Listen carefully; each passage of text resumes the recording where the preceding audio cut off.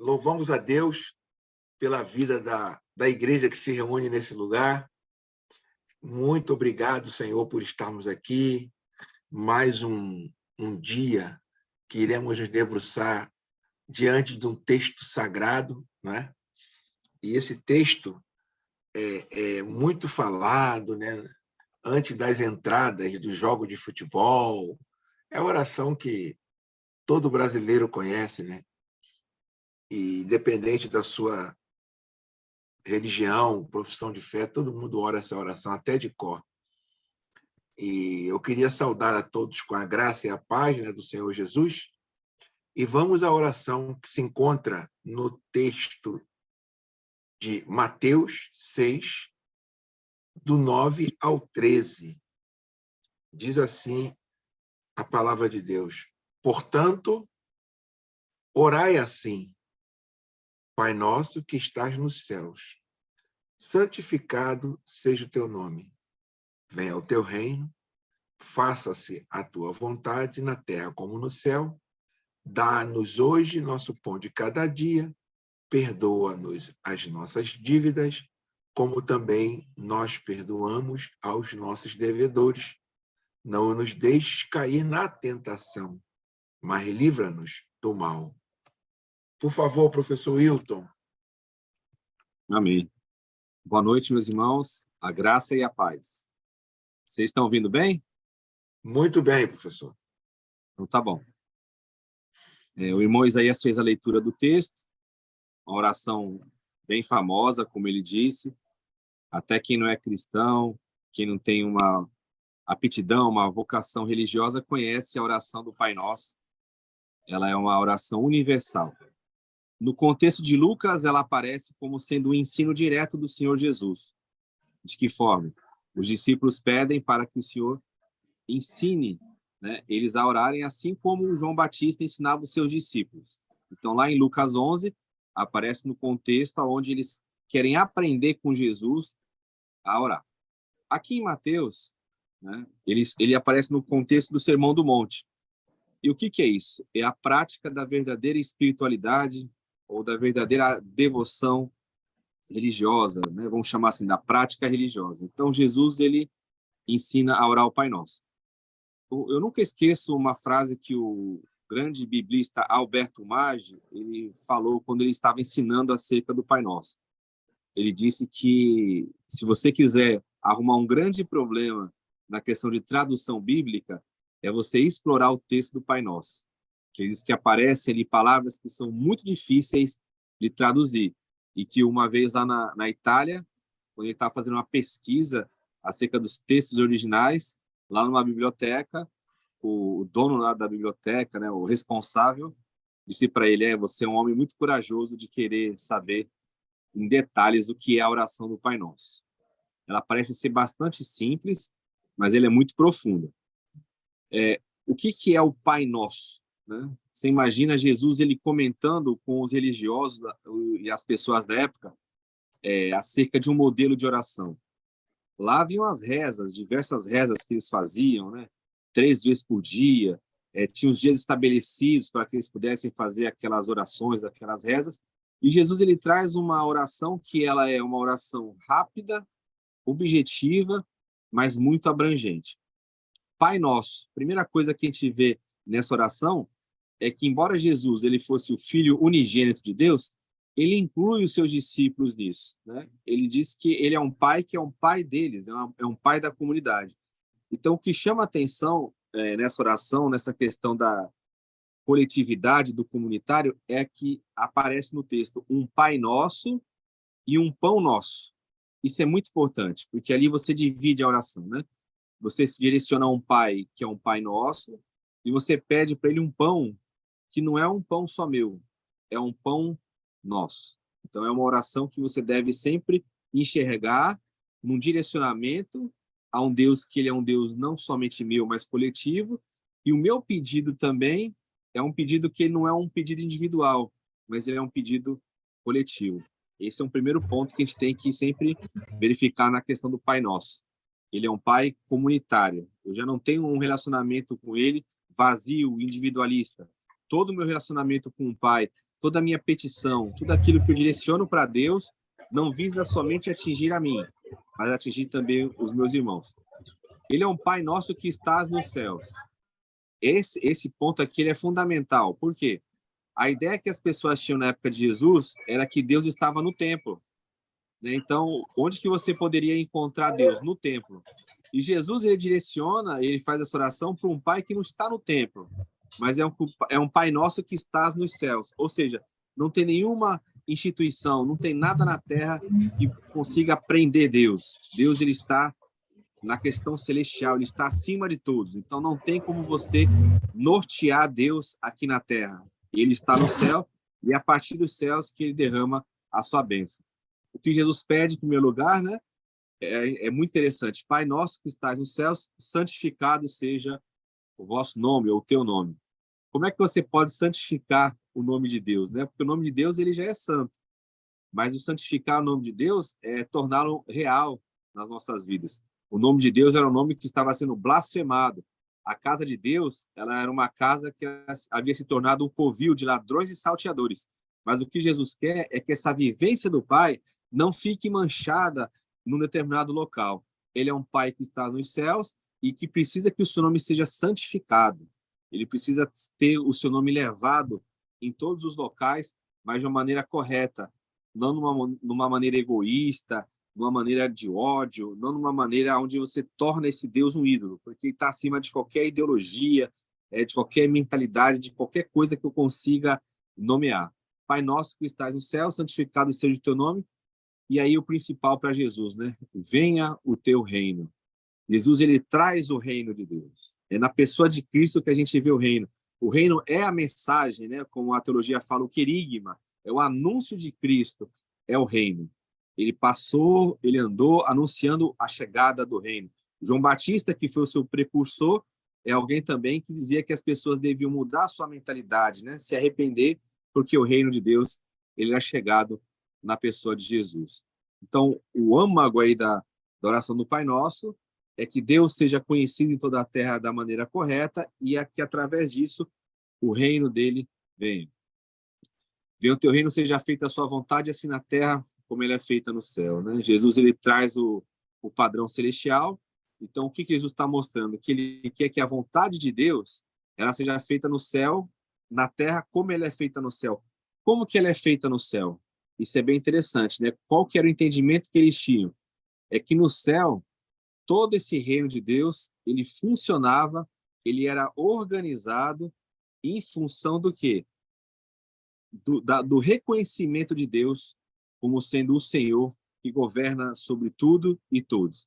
Quando Jesus fala sobre isso, ele não quer só falar que eu tenho que ter uma vida onde eu tenho que reconhecer que Deus é poderoso, de que Deus é soberano, de que Deus governa sobre a minha vida. Não é isso. Ele é um Deus que ele governa sobre a comunidade, então a comunidade ela tem que ter os olhos focados em Deus e buscar esse padrão celestial e também nos padrões da sociedade. O reino de Deus, quando ele implanta aqui, ele é superior a qualquer reino desse mundo. Mateus é um evangelho que trabalha o reino de Deus e os reinos desse mundo, né? Que é a principal tentação que o texto aí vai apresentar também quando fala de tentação, né? Seja feita a sua vontade, assim na terra como no céu, o pão nosso de cada dia nos dai hoje. E aqui é uma passagem muito difícil, porque se você olhar o Evangelho segundo Mateus, Jesus ele fala que nós não devemos nos preocupar com aquilo que nós vamos comer. No próprio capítulo 6, ele trabalha sobre isso. Então, o pão nosso, aí, ele tem uma dimensão muito maior do que apenas um alimento físico. Jesus, ele é o nosso alimento. Então, nós devemos nos alimentar na comunidade através do Pai. O Pai é um Pai que ele dá tanto o alimento físico como o alimento espiritual. Então, na comunidade eu tenho isso. Eu consigo viver na comunidade, porque nem só de pão viverá o homem, mas o homem tem que viver da palavra de Deus. Aonde que eu encontro a palavra de Deus? É na comunidade, né? Seja feita a sua vontade, assim na terra como no céu, o pão nosso de cada dia nos dai hoje, e perdoa as nossas dívidas, as nossas ofensas, né? Assim como nós perdoamos os nossos devedores. Essa passagem na oração é interessante, porque quando termina a oração, se você observar depois do amém, o assunto que retorna é o perdão. Então, o que Jesus está mostrando? Que na comunidade, ela é reconhecida através do quê? Da vida em perdão. Porque nós recebemos o perdão do Pai, mas nós colocamos o nosso modo de perdoar como o padrão que Deus estabelece. E aqui existe um grande temor, né? Porque eu estou pedindo para o Pai me perdoar assim como eu perdoo. Então eu estou falando para Deus assim: haja comigo da mesma forma como eu ajo com o meu próximo, assim como eu perdoo também os meus devedores. Então aqui para muitos é assinar uma sentença diante de Deus, né? Eu pedi para o Senhor trabalhar comigo, tratar comigo da mesma forma como eu trabalho com as pessoas, né? O pão nosso de cada dia nos dai hoje, perdoa as nossas dívidas, e como nós perdoamos os nossos devedores, e não nos deixe cair em tentação, né? Mas livra-nos do mal. A tentação em Mateus é ter a mentalidade desse mundo. A tentação aí é você pensar como pensa o mundo, é você ter uma vida individualista, uma vida que busca o mamon, uma vida que busca prevalecer sobre as pessoas. Então, essa é a tentação que, quando eu estou com a vida em comunidade, eu venço. Porque quando eu estou na comunidade, eu considero o próximo superior a mim. Quando eu estou na comunidade, eu saio do egoísmo, eu não tenho mais essa busca individual, porque na comunidade eu aprendo a ser irmão, eu aprendo a ser filho do Pai, eu aprendo a viver como Jesus viveu. E aí ele caminha para o final, agradecendo a Deus, porque dele é o reino, o poder e a glória para sempre. E aí ele encerra essa oração, o modelo, esperando que a comunidade venha a viver esse ponto. Não é nenhum pecado nós fazemos essa oração. Muitas pessoas acham que isso é uma reza, mas é um modelo de oração que Jesus ensinou. Você não precisa usar as mesmas palavras, você precisa ter a essência da oração, que é uma oração que engloba tudo, porque é uma oração que é feita para que a gente viva em amor, em paz e na comunidade. Tá bom? Passar para o irmão Isaías. Bom, hein? Coisa linda, né? Coisa linda isso aí. Professor Hilton, eu queria já iniciar com uma pergunta, que vou falar pouco hoje, que os irmãos chegaram depois, eu fiz a cirurgia no dente, e eu gostaria que os irmãos perguntassem, tá? Mas eu vou iniciar, dando o pontapé inicial, perguntando ao professor, há uma questão a respeito do reino, né? O reino.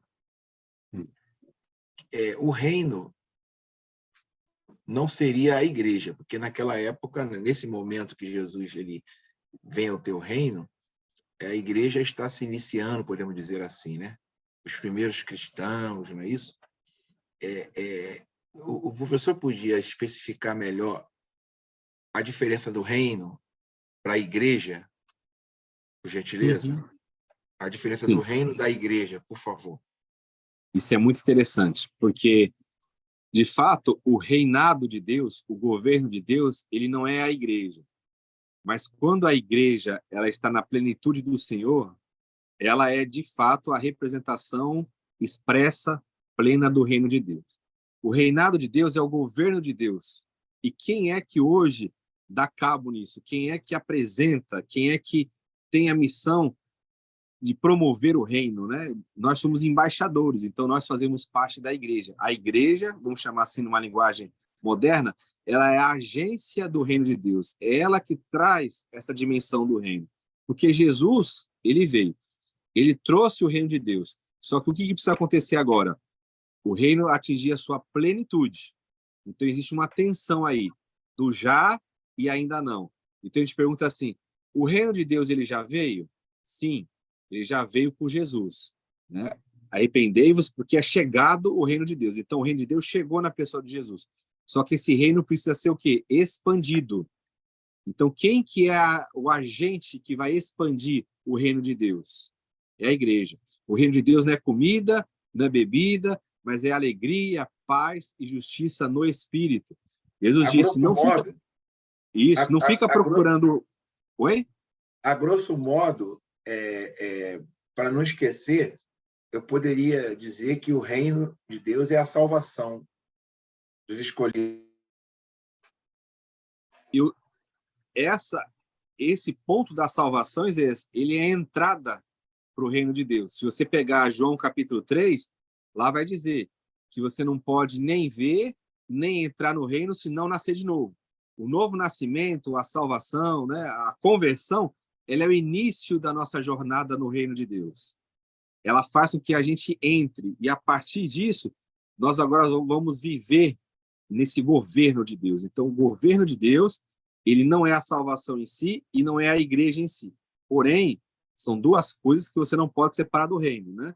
O reino, ele está dentro de nós, nós não procuramos com aparência externa, nós devemos buscar a justiça e o reino de Deus, só que o reino de Deus, ele não vem com aparência exterior. Mas para que eu possa vê-lo, para que eu possa entrar, eu preciso passar pelo novo nascimento. Eu passando pelo novo nascimento, eu faço parte da igreja, como corpo de Cristo. E é esse corpo que vai levar adiante esse projeto de Deus. Show de bola. Por favor, irmãos, fiquem à vontade. Tem o irmão Geraldo, Alessandro, Hilton. Sim. Por favor. Pode No ler? chat? Sim. Por favor. Ele coloca aqui, né? Muito importante essa predominância da coletividade nessa oração. Pai nosso, pão nosso, dai-nos nossas dívidas, perdoamos nossos devedores, não nos deixe, livra-nos. Vida em comunidade, visão de um corpo. Composição de vários membros, mas que se vê um só corpo. Unidade, cumplicidade. Enquanto o egoísmo hoje é predominante nas comunidades. A dor do outro é só do outro, cada um por si. Na igreja, antes, ser um grupo era automático. Hoje você tem vários grupos quando tem, onde cada grupo acaba sendo uma facção, ou você tem alguém destacado. É bem interessante mesmo isso que ele colocou. Toda a estrutura do Pai Nosso, né, é coletiva, não tem como você fazer essa oração, viver essa dimensão, se você não tem comunhão com o irmão. Não tem como você chamar Deus de Pai Nosso se você não tem comunhão com o seu irmão. Né? Não tem como fazer isso. Bom, hein? Vamos lá, João. Pode perguntar, irmã Cissa, irmã Jacira. Vamos lá. Perguntas. Eu estou no ônibus. Eu estou vendo. Não sei se está dando para ouvir. Sim. Não sei se está dando para ouvir. Tá muito bem. Mas eu quero fazer duas colocações aqui. Talvez eu me apresente como um herege, mas eu vou fazer. Primeiro, fica à vontade, João. Primeiro,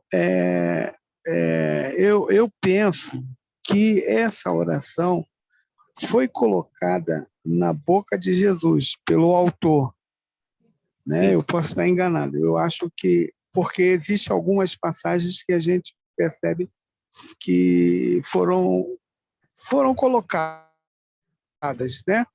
Então, por exemplo, quando ele fala assim na terra como no céu, né, essa oração dá a ideia de que o céu é um lugar físico e tem muita gente, muitos de nós ainda acham que é como um apocalipse, né? Vai ter uma praça de ouro, vai ter uma árvore de fruta e aí a pessoa vai viver eternamente numa rua de ouro, né? Não vê isso como uma figura de linguagem de João.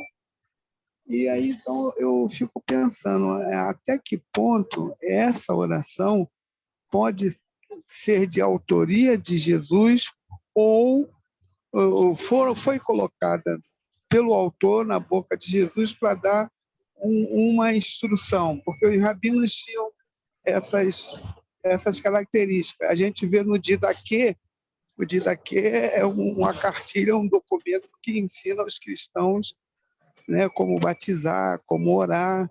E aí eu estou fazendo essa colocação, Hilton, até para ouvir de você o que você acha disso. Boa, João. É uma questão bem interessante mesmo, né? Os ditos de Jesus, o que é comprovado aí do método histórico crítico, das ciências, né? Aquilo que de fato é palavra de Jesus mesmo, ou é aquilo que é a interpretação da comunidade, são as palavras que a comunidade elas colocam na boca de Jesus, vamos chamar assim, né? Para trazer o ensino. É uma questão de debate, sim. Como eu disse no início, né? Alguns consideram um dos textos mais difíceis de toda a Bíblia, a questão do Pai Nosso, a questão de como que a gente poderia traduzir isso, os termos que são utilizados. E tem sim esse debate. Ontem mesmo, lá no seminário, a gente estava tendo uma aula, um amigo meu que estava lecionando, o Marlon, né? E a gente trabalhou essas questões de textos, né, que são colocados, que não tem a comprovação de que são textos originais, são ditos primitivos, né, mas que auxiliam a comunidade na compreensão. Então, assim, eu vejo que essa questão de chamar de céu ali é um contraponto à doutrina do templo. Então, a comunidade ela entende o quê?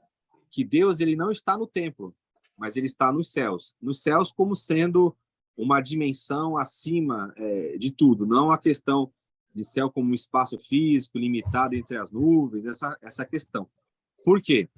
Porque o reino de Deus que está sendo trabalhado em Mateus, ele é colocado como o reino dos céus, é um reino que ele tem uma origem celestial, né? Então, por isso que na oração é um Pai que está nos céus em contraponto ao Deus que está no templo, que é um Deus que já está misturado com a política, é um Deus que ele exclui pessoas, é um Deus que ele só atende a elite, a classe sacerdotal. Então, eu vejo que nesse texto, quando se coloca a questão do céu, buscar o reino de Deus, é essa dimensão. O próprio Cristo, ele não apresenta a definição, né, o fator principal, você ir para o céu, mas trazer.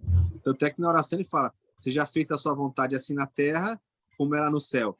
Na terra não está sendo feita a vontade dele. Por quê? Fala-se em nome dele, mas as práticas não condizem com o caráter de Deus. Então, quando eu vejo que o texto apresenta céu, não é destacar o local em si, mas é para fazer esse contraponto entre o que é de Deus e o que é da religião, o que é do sistema da época, né?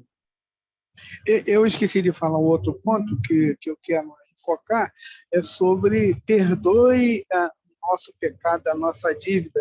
Aí dá a entender que o Jesus tinha pecado, né? Porque para pedir perdão é alguém que tem pecado, não perdoe as nossas dívidas. É outro ponto que eu também fico analisando. Se a gente assumir de maneira literal o texto e não entender que uma oração modelo, né? Ele está ensinando a gente a orar. É isso que a gente vai colocar nesse ponto. Então, é o ensino de Cristo, né? É o sistema profético que fazia isso. Você vê que os profetas, eles se colocavam junto com o povo, né? Ele lamenta quando o profeta, mesmo ele tendo a palavra de Deus e mesmo ele não praticando as coisas que o povo praticava, o profeta, quando ele vai falar diante de Deus, né, quando ele chora diante de Deus, ele se coloca entre o povo. Então, ele assume isso. Então, Cristo ali, mesmo não tendo pecado, ele sente a miséria do povo, ele sente a dor humana, né? Então, ele fala nessa perspectiva. Ele coloca essa questão de que existem essas dívidas na comunidade, que nós somos pessoas que temos, como seres humanos, dívidas eternas com Deus, não no sentido da condenação eterna, mas de a gente viver uma vida que não cumpre plenamente aquilo que o Senhor estabeleceu para nós. Só que aí, o que a gente apela para Deus? Que as pessoas que falham conosco, a gente perdoa. Então, a gente vai falhar com Deus. E é claro que Jesus ele tá colocando ali como um modelo, né? Senão, se ele fosse fazer uma oração que ele faz para o Pai, considerando apenas a sua divindade, seria algo que seria mudo, né? Como muita gente fala, por que ele orava se ele era Deus? É porque ele quer mostrar ali para as pessoas como que ele faz. Ele mesmo já tem passagens que ele fala isso. Ele fala assim, ó Pai, graças te dou porque eu sei que o Senhor sempre me ouve.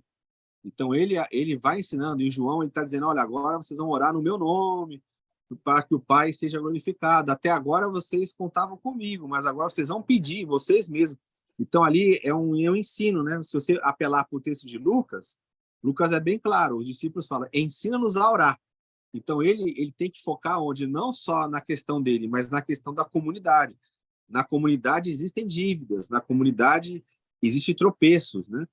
E na comunidade existe o perigo da tentação, livrar do mal. Então, ele se coloca ali entre eles e ensina eles a orar, como eles devem orar, considerando o quê? A necessidade da comunidade, não a necessidade dele especificamente, né? Bom, hein, João? Bom, hein? Vamos lá, gente. Mais perguntas? O pessoal está quieto hoje, Wilton. É, tem participação boa aí já.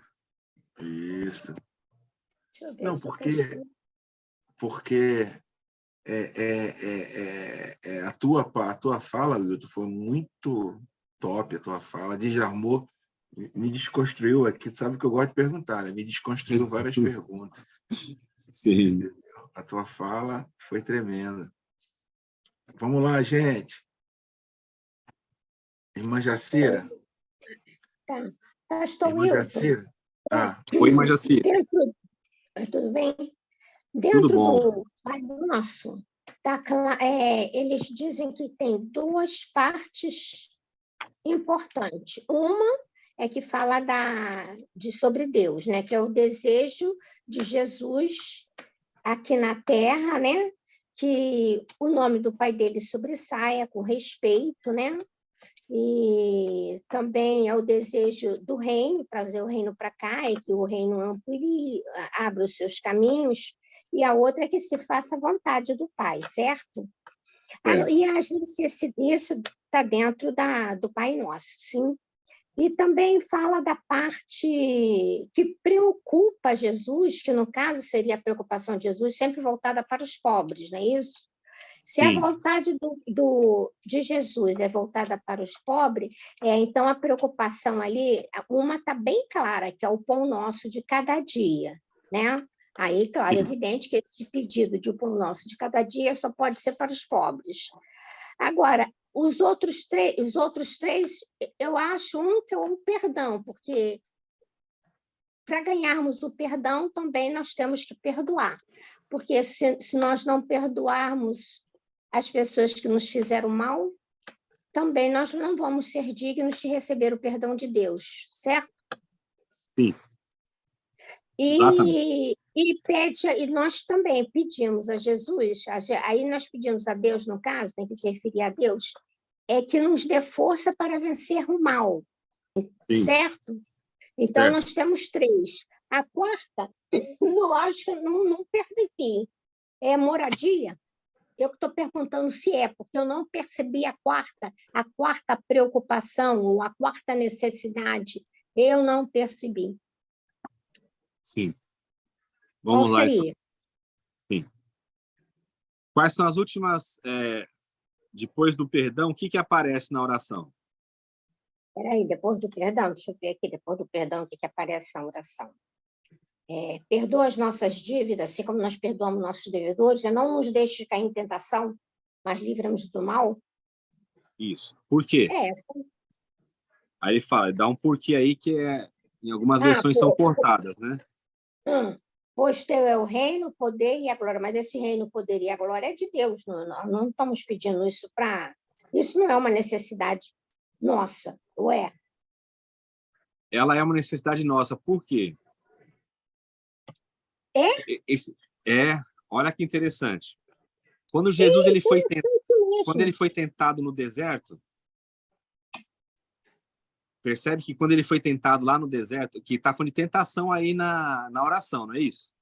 Tá certo, tentação. Não nos deixe cair em tentação. Em tentação, Isso. Então, como que a gente tem que fazer a leitura do texto? A senhora tem que colocar na cabeça, assim como todo mundo aqui, que quando a gente está no Mateus 6, eu não posso estar com a mente que eu já conheço o texto todo, concorda? Certo. Então, eu tenho que ler Mateus 6 com as informações que eu tenho até o momento. Correto? Sim. A gente tem que se colocar no lugar da comunidade lá. Ele está lendo lá para o pessoal. Então, eu não sei o final da história. Eu não posso ler a Bíblia sabendo o final da história. Eu tenho que ler lá Mateus e só ler Mateus entendendo o que eu já li em Mateus até chegar naquele ponto. Correto? Então, quando se fala de tentação, aonde que eu tenho que buscar a tentação? Mateus 4. Lá é o texto da tentação. E a tentação é no mundo. Isso, é Jesus sendo tentado, não é? Então, quando ele fala de tentação, o que minha mente tem que ir? Minha mente não tem que ir no texto de Tiago, em Paulo, não. Minha mente tem que ir no que ele falou até o momento para aquela comunidade. Tá claro? Aí, como que ele vence a tentação lá? Ele vai citar a palavra, mas ele vai ser tentado aonde? Você vê que na oração do Pai Nosso ele fala, porque teu é o reino, o poder e a glória. Que é exatamente o que ele passa no deserto. A intenção de Satanás era desvirtuar esses pontos de Jesus. Ele oferece no final da tentação, lá em Mateus, o quê? Os reinos desse mundo e a glória deles. Então, a tentação para a comunidade, o que ela é? É ela se encantar com as propostas que o mundo oferece, que são opostas ao reino de Deus. Então, eu tenho sempre que estar na minha mente o seguinte, eu na comunidade, eu vou caminhar com dificuldade, com pobreza, mas por quê? Porque a glória vai ser de Deus. Se eu olhar para isso, porque cada um é tentado naquilo que está no seu interior, na sua própria cobiça, na sua fraqueza. Qual que vai ser? Por que ele está pedindo o pão nosso? Por que ele está pensando em vida em comunidade? Porque a tentação daquela comunidade é exatamente ir para o caminho mais fácil. E Jesus está dizendo o seguinte, não, fica com a palavra. Vocês têm que ter o alimento na palavra. Por quê? Os reinos desse mundo, a forma desse mundo pensar, o mamon, ele vai vir quente. Vai ser o próximo assunto aí depois, né? A comunidade ainda não sabe, né? Vamos chamar assim. Eles não sabem qual que é o próximo assunto, mas logo em seguida vai vir o quê? Não poder servir a Deus e as riquezas. Então, a tentação aí, o que é? É você abandonar a comunidade para que você possa viver a sua vida, entre aspas, em paz. Então, a senhora vê, o que a comunidade tem que ter em mente? Tem que ter em mente a glória de Deus. Não é o fato de eu passar fome que vai me deixar ausente disso. Porque o próprio Cristo passou fome. Passou. E ele não cedeu à tentação. Não. Ele não usou o poder para resolver o problema. Né? O poder, lembra que fala aí? Porque teu é o poder. E a glória. A glória que o Satanás ofereceu a ele, através de... Nas 3 tentações, não é isso? As 3 tentações. As 3 tentações estão aqui embaixo. Está embaixo. Isso. Mas eu não tinha percebido isso, não. Esse é o ponto. Não tinha. E como é profunda essa palavra reino. Meu Deus, mas reino é profundo demais. É profundo. É porque assim, irmã Jacira, a gente lê a Bíblia com todo o contexto já na mente. A gente já lê o texto com aquela ansiedade de saber o final da história, porque a gente já sabe. Então, a gente acaba perdendo a construção que é feita. Por quê? Eu tenho que ler Mateus 6 ali, com as informações que eu tenho de Mateus 1 até Mateus 6. Só isso. Então, eu tenho que buscar isso. Se ele está falando para a comunidade, está construindo um pensamento.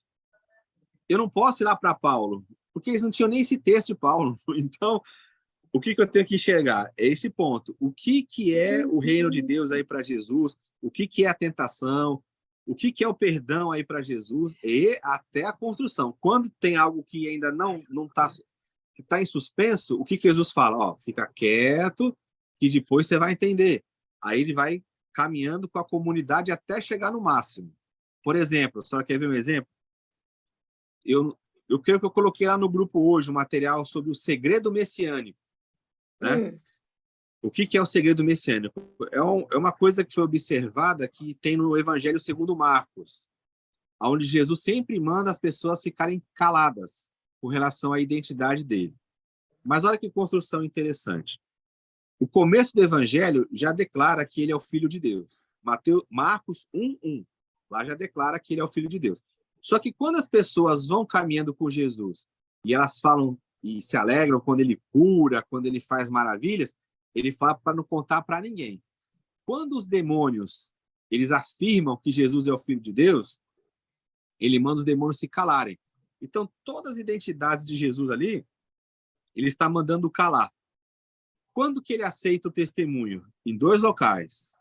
Mas no primeiro ele também vai mandar calar, mas ele aceita. Que é quando Pedro fala pela comunidade, e Jesus vai dizer que é o Pai que revelou, e lá, aí só que quando Pedro fala, e o Pai revela, e o Pedro fala, vai ter uma repreensão em seguida, porque ele manda calar, o Pedro toma a frente e ele quer fazer o quê? Repreender Jesus para que Jesus não vá para a cruz. Né?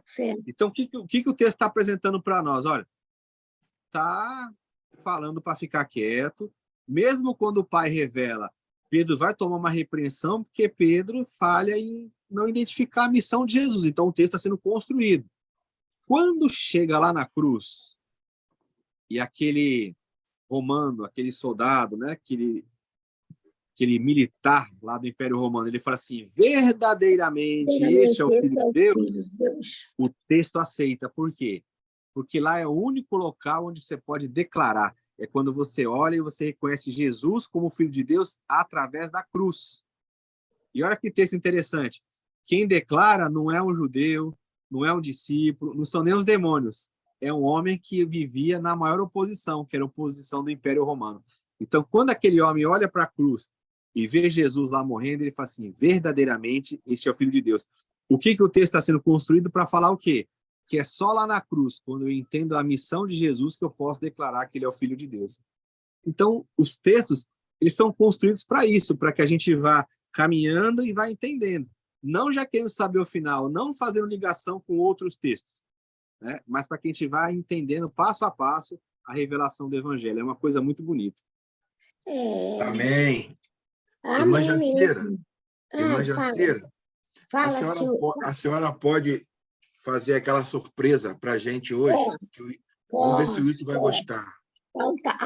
Pode falar à vontade, tá bem? Se não gostar, é só falar.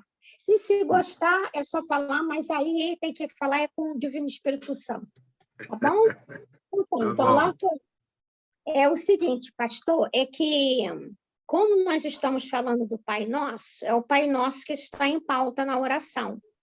Mas as 3 vezes aqui que eles fazem menção, eles pedem para não orar, não, estão pedindo para cantar ou recitar. Entre recitar e cantar, eu prefiro cantar, que cantar eu entendo um pouquinho, que eu já cantei o Pai Nosso em coral, tá? Então, glória a Deus. Relembrando o passado, mas claro que eu posso, de repente, desafinar, e tem tudo para desafinar mesmo, porque muito tempo que eu não canto. Nada. Vou cantar aí, mas com amor e carinho, e devoção, pedindo ao Divino Espírito Santo que me ajude. Então, amém. Pai nosso, que estás nos céus, santo é teu nome. Venha o teu reino e seja feita aqui tua santa vontade. Dai-nos o pão de cada dia e perdoa, Senhor, como nós perdoamos. A tentação não nos conduzas, mas livra-nos do mal. Pois teu é o reino, e o poder, e a glória eternamente. Amém.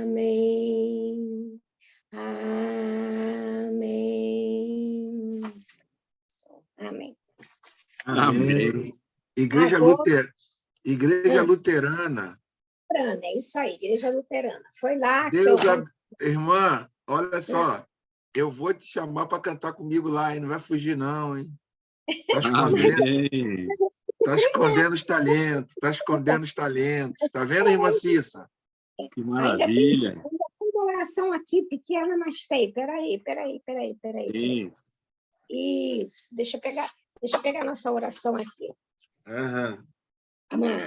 É que eu já botei minhas sugestões, já fiz a opção de coisa aqui. Está aqui, oração. Oração, Pai Nosso, já falei, já cantei. Agora vamos pegar outro. Peraí. Lá no final, Pai amado. Pai amado, é essa que eu vou ler agora. Pai, Isso. mas o meu eu boto no papel, quando eu for pegar no coisa, eu não consigo. Não sei. Pai amado, isso mesmo. Pai amado, realiza por meio de nós a obra da verdade. Mantém nossas mãos ocupadas em servir a todos. Faze com que nossa voz anuncie a todos o teu reino. Faze com que nossos pés avancem sempre pelos caminhos da justiça. Guia-nos da ignorância para a luz. Amém, amém. Foi inspirada pelo Amém. P. Yoganda. Amém. Amém. Frase linda. Que Cristo Jesus seja plenamente formado em nós. Amém. Amém. Professor, muito obrigado, amados irmãos. Eu agradeço. Eu vou agora fazer um gargarejo aqui. Amém. Deus te abençoe. Tá. Muito obrigado, irmã Cissa, que ficou quietinha, irmão João Carlos, que teve uma participação muito importante, e a nossa cantora de ópera, irmã Jacira. Cantora de ópera, meu Deus do céu. Fiquem na paz, professor. Beijo no coração. Beijo. Com Deus. Um abraço para todos. A paz. Gostei muito de ouvir a irmã Jacira cantar. Olha só, olha o fã-clube aí, ó. É, Se formando. mais.